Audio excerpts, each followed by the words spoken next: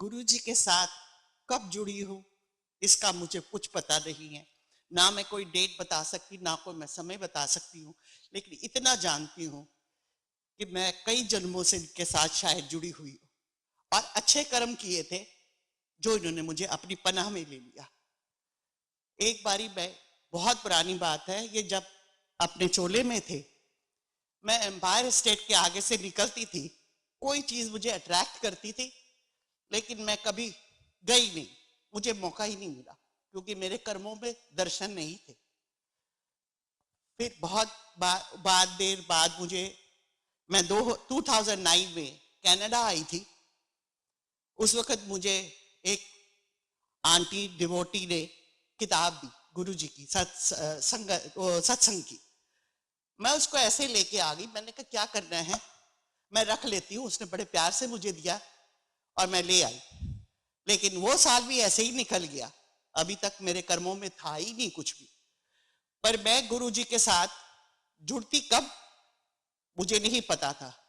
मैं बॉम्बे में थी, पूना में थे हम लोग, अश्विनी अंकल मेरे बेटे के साथ थे, तो उन्हें मालूम था ये शिरडी बाबा को बहुत मानती है। और जब मैं यहाँ न्यूयॉर्क में आई, तो मुझे न्यूयॉर्क से न्यू जर्सी हम आए, तो मेरे को कहीं किसी गुरु के पास जाने का कोई मौका ही नहीं मिला। मैं कहाँ जाऊं, मुझे गाड़ी चलानी नहीं आती, बेटे को टाइम नहीं होता, अब मैं क्या करूं। अश्विनी अंकल ने एक दिन कॉल करी, मैं आपको एक जगह लेके जाऊंगा। मेरा मन इतना खुश हो गया, मैं आ गई। लेकिन मुझे मालूम नहीं था गुरुजी के दर्शन है मेरे को गुरुजी के आश्रम लेके जा रहे हैं। मैं पूछती रही, लेकिन उन्होंने नहीं बताया। जब मैं यहाँ पहुंची तो गुरुजी को देखकर मेरे शरीर से ऐसे झंझनाहट हुई जैसे कि आ गई, तो मुझे कान पकड़ के लेके आए। ये कर्मों का होता है, जब आपके कर्मों में अच्छे कर्म होते हैं तो आप उस स्थान पर खुद स्वयं गुरुजी लेके आते हैं। और मानिए इस बात को, मैं 100% श्योरिटी से कह रही हूं कि जो इस दर पे आता है वो अपने पाप खत्म कर, उसके पाप खत्म हो जाते हैं और उसकी नया जीवन यात्रा शुरू होती है। आप उसकी ब्लेसिंग में है, आप उसकी पनाह में है, ये मानिए। और वो यही कहते हैं, अभी बताया इन्होंने भी, मांगो नहीं मानो, सच मानो। और ऐसे मैं आपको थोड़े से एक दो सत्संग बताती हूँ। 2019 में मैं ट्रेवल कर रही थी, मैं अमेरिका आ रही थी। दुबई में स्टॉप ओवर था, एस्केलेटर चल रहा था। मैंने कहा मेरी नी का ऑपरेशन हुआ है, आई कुडंट वॉक प्रॉपर्ली, लेकिन मैंने कहा नहीं, आज तो मैं हिम्मत करूंगी, मैं इसको चलती हूँ लेकर, मैं एस्केलेटर पे चढ़ जाऊंगी, कोई बात नहीं, व्हील चेयर पे नहीं बैठना मुझे। मैं चढ़ने लगी, एस्केलेटर चल रहा है, सेकंड फ्लोर तक समझ लो वो पहुंच गया था, और सडनली मेरे हाथों से दोनों बैग गिर गए और मैं खुद भी गिर गई। Now you can believe with this way, escalator में गिरना यानी कि मौत है, और मैं गुरुजी कर रही हूं। आप मानेंगे नहीं, मेरे पीछे एक लेडी ऐसी थी जो बिल्कुल बहुत वीक लेडी थी, वो मुझे पीछे ऐसे हाथ दे रही और मैं ऐसे करके बैठी जैसे गुरुजी ने मुझे पीछे पकड़ लिया। और इतने शोर मच गया, इतनी देर में एम्बुलेंस आ गई, डॉक्टर्स आ गए, सारे खड़े हो गए वहां पर, उसको बंद किया गया, एस्केलेटर को बंद किया गया और मेरे को वहां पर एम्बुलेंस में लेके गए। डॉक्टर बैठे हुए, हार्ट देखो इसका, हार्ट चेक करो, किडनी चेक करो, फलान चेक करो, ये चेक करो। मैं करी जा रही है, भगवान गुरुजी मुझे बचाओ, गुरुजी मुझे बचाओ, मुझे कुछ नहीं, यहाँ पे मुझे रुकना नहीं है। तो एक एक्सरे हुआ, हार्ट का ईसीजी हुआ, सब क्लियर निकला। मैं अपनी गुरुजी की लेकर माला बंद करके हाथ में बैठी हुई हूँ। तो थोड़ी देर में उन्होंने बोला जी अब आप 48 आवर्स के लिए आपको हॉस्पिटलाइज किया जाएगा, उसके बाद ही आप जा सकते हो। मेरे को अंदर से मेरी जान निकल गई कि मेरे बच्चे तो एयरपोर्ट पे खड़े होंगे सवेरे, अब क्या करूं। तो मैंने कहा भाई ऐसा है, आई एम ऑल राइट, मुझे कोई प्रॉब्लम नहीं है। नहीं नहीं नहीं, आप चल के दिखाइए। मैंने चल के भी दिखा दिया, हालांकि मुझे बहुत पेन हो रही थी, मैं चली। फिर मुझे लेके पुलिस वाला आया, वो कहता जी अब आपको डिटेन ये कर रहे हैं, ये कह रहे हैं कि, मैंने कहा नहीं मैं डिटेन, मुझे यहां नहीं रहना है, अगर मैं यहां तो बच गई, मेरे बच्चे वहां, मैं नहीं ऐसे कर सकती। तो कहते हैं अब क्या करें हम। मैंने कहा मुझे कुछ नहीं करना है, आप डिक्लेरेशन दे देती हूँ मैं कि मैं अपने उस पे जाने को तैयार हूं, मुझे जाने दीजिए। इन्होंने मुझे कहा अच्छा आप लिख लीजिए, अगर एनीथिंग हैपेंस टू यू ये आपकी गलती, ये आपकी रिस्पॉन्सिबिलिटी। मैंने कहा ठीक है मैं साइन कर दूंगी। वो लड़का एक था वहां पर, मैंने कहा गुरुजी मुझे कुछ हेल्प तो दो, मैं तो बड़ी परेशान हो रही हूँ।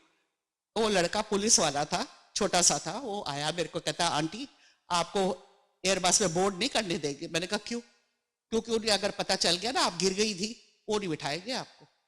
मैंने कहा तो क्या करूं? बोल आप कुछ नहीं बोलना, पेन भी मत बोलना कि मुझे पेन हो रही है या मैं गिरी हूं, आप चले जाओगे। ये गुरुजी की माया थी जिन्होंने मुझे पहुंचाना था, और मैं बहुत अच्छे से अपने बेटे के पास पहुंच गई। जब मैं एयरपोर्ट पे पहुंची तो मेरा बेटा लेने के लिए आया, मेरी बिटिया थी। मैंने जोर जोर से रोना शुरू कर दिया।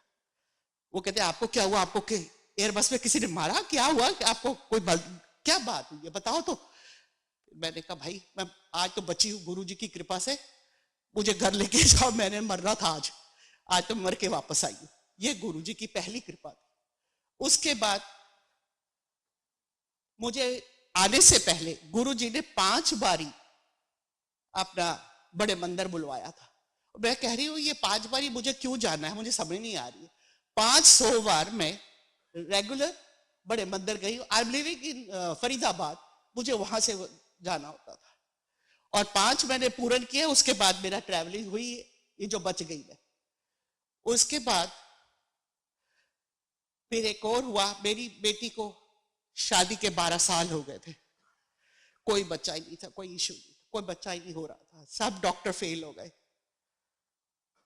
कितने आईवीएफ, कितना कुछ, बॉम्बे डॉक्टर, ये डॉक्टर वो डॉक्टर, जहां सारी सृष्टि फेल होती है वहां मेरा महागुरु करता है। मुझे पूर्ण विश्वास था। मैंने कहा बेटे तुम इनकी शरण में जाओ। वो भी पहले नहीं जानती थी गुरुजी को, हम लोग कोई भी नहीं जानते थे। मैंने स्वरूप दे दिया उसको, मैंने कहा रखो इसको और अपना रोज कहा करो, मानो अब तो मांगना ही पड़ेगा, तो मांगो कि मेरे को गुरुजी मेरे पे कृपा करो। 12 साल के बाद ये इस साल उसके घर में ट्विंस हुई, 2 बेटियां, और मैं इतनी खुश हूं गुरुजी आपने तो मेरा एक नहीं, मुझे तो बहुत कुछ दे दिया।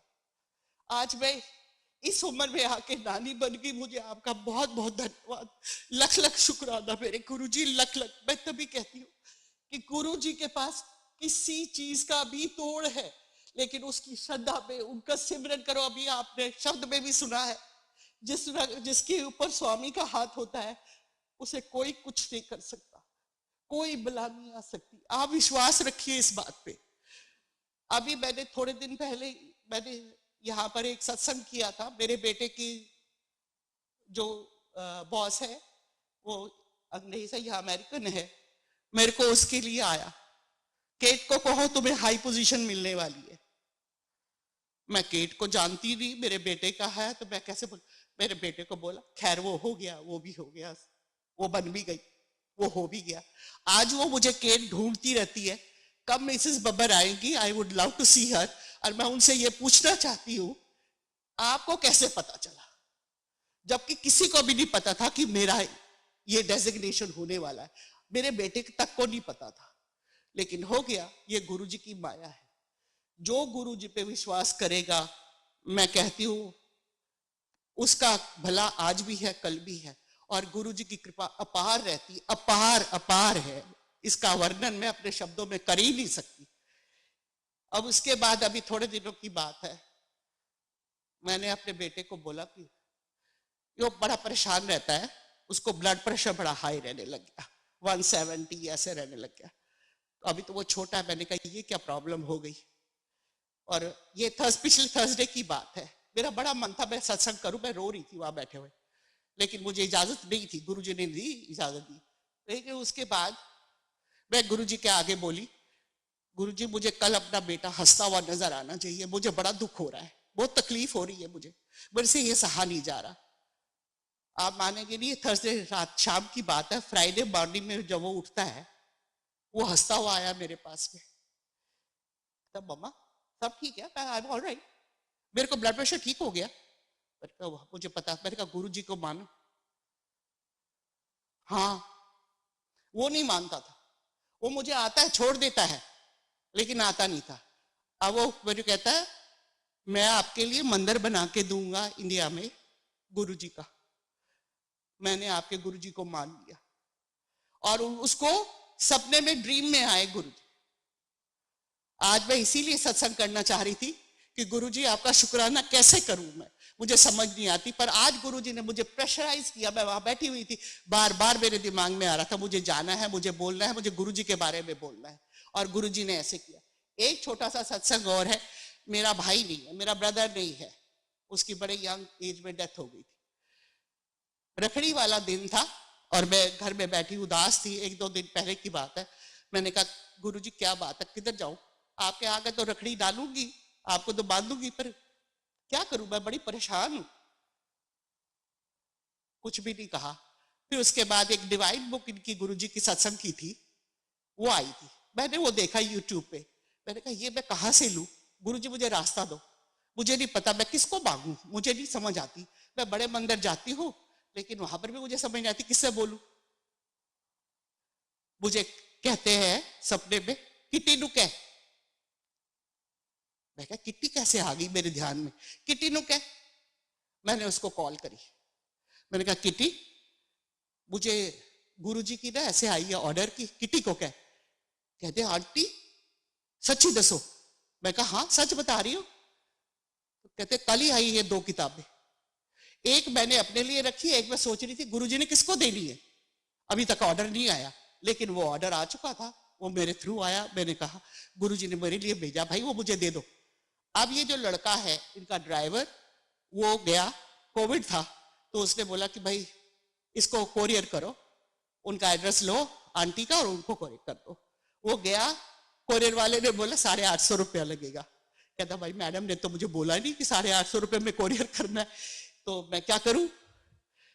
ये परेशान हो रहा था, ड्राइवर इधर उधर ढूंढ रहा है। और वो एक आदमी आया, कहता क्या करना तुमने कोरियर? कहता किताब करनी है, कोरियर करनी थी फरीदाबाद के लिए। कोई बात नहीं, तुम ऐसे करो, मैं बताता हूं क्या करना है। इधर आओ, इसके ऊपर लिखो राखी और इसके अंदर एक लाल धागा डाल दो। ये 200 रुपए 250 रुपए में ही चला जाएगा। उसने कहा ये तो बहुत बढ़िया बात होगी। देखो गुरुजी का रास्ता, मेरे पास रखड़ी भी आ गई और मेरे पास में वो भी किताब भी आ गई। ये गुरुजी की महिमा है, जिसको बयान करते करते कई सत्संग ऐसे होते हैं इंसान बता ही नहीं पाता, भूल जाता है। जब आता है यहाँ खड़ा होता है, कहता है मैंने बहुत सारा कुछ बोलना, लेकिन वो शब्दों की इतनी कमी हो जाती है, डिक्शनरी खत्म हो जाती है कि क्या बोलूं और क्या नहीं बोलूं। ये गुरुजी की महिमा है। और मैं हाथ जोड़कर सब ऑर्गेनाइजर और जो भी है जिन्होंने मुझे मौका दिया है, मैं उनका बहुत बहुत धन्यवाद करती हूँ। और गुरुजी का लख लख शुक्राना, और सारी संगत के लिए धन्यवाद सुनने के लिए। इसको मानिए, ये मेरी बात नहीं है। जो माँ अपने बच्चे को दूध पिलाना चाहती है, तो उसकी आवाज में करुणा भी होनी चाहिए, भक्ति भी होनी चाहिए, शक्ति भी होनी चाहिए। तभी वो आती है, अपने बच्चे को देती है, 10 काम छोड़ के अपने बच्चे को दूध पिलाती है। यही चाहिए। प्रभु को अगर आप सिमरन करेंगे दिन रात, ये जरूर एक दाना मोती का उनके चरणों पे गिर जाए, आप सबका भला हो जाएगा, सबका और मेरा। कहते सर्वदा भला हो जाएगा। धन्यवाद।